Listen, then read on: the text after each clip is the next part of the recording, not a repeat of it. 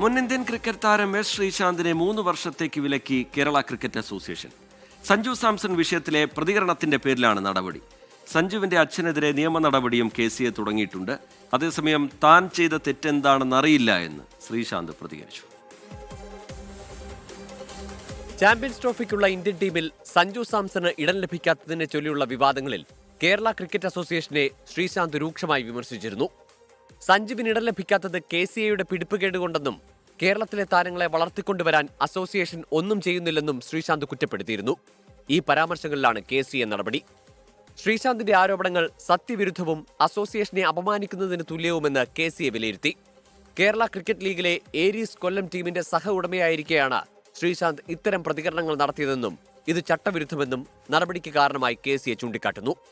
സഞ്ജുവിന്റെ അച്ഛൻ സാംസണെതിരെ മാനനഷ്ടത്തിന് നോട്ടീസും അയച്ചിട്ടുണ്ട്. അപകീർത്തികരമായ പരാമർശങ്ങളിലാണ് സഞ്ജുവിന്റെ അച്ഛനെതിരെ നടപടി. സഞ്ജു സാംസണെ പിന്തുണച്ചുവെന്ന നല്ല കാര്യത്തിനാണ് KCA വിലക്കെന്ന് ശ്രീശാന്തിന്റെ പ്രതികരണം.